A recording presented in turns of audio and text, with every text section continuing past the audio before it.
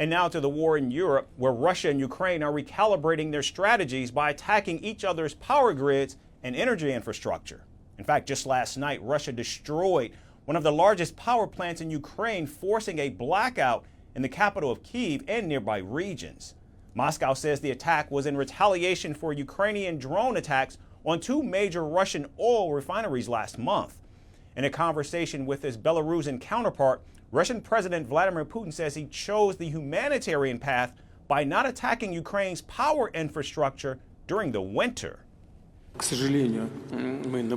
Unfortunately, we observed a series of strikes on our energy sites recently and were obliged to respond. I want to emphasize that, even for humanitarian reasons, we did not carry out any strikes in winter. What I mean is that we didn't want to leave social institutions without power, hospitals and the like. But after a series of attacks on our power facilities, we had to respond. Now, Putin says his forces will continue attacking Ukraine's energy infrastructure throughout the summer. The Russian president has called it the first phase of demilitarizing Ukraine. I will repeat it once more. If everything centers around solving the issues that we talked about initially, then the strikes on energy are linked in part with solving one of the tasks we set for ourselves, and that is demilitarization. Currently, hundreds of thousands of Ukrainians are without electricity after the Russian strikes. President Volodymyr Zelensky has accused the West of turning a blind eye by delaying the deliveries of air defense systems to Kyiv. And of course, the urgent needs for Ukraine, and I think it's not only for Ukraine, for European security. The urgent needs, number one, of course, is air defense. I will speak about it with all the details. Meanwhile, Kyiv's top generals say that the army is running short of troops and is at its breaking point as Russia continues to send waves of soldiers into Ukraine.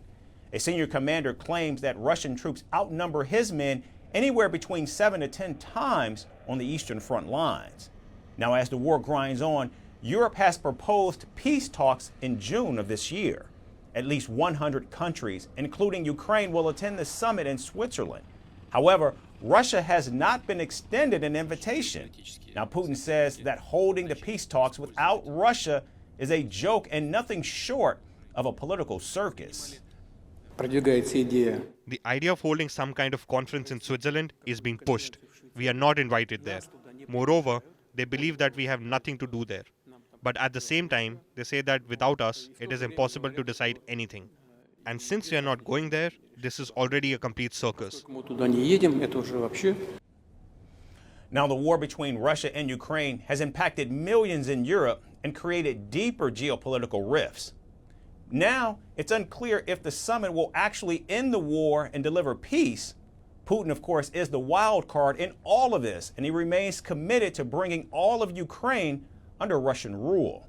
He's already stared down crippling sanctions and faced off against Europe's best. Clearly, the stick approach has not worked. What's to say the carrot will? From impeachments to inaugurations, if it's a political story, we are on the scene.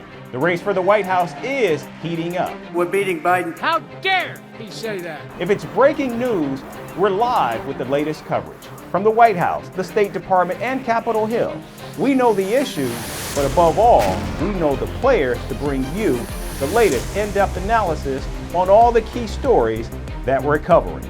I'm Eric Ham. Join me from Washington here on Firstpost America.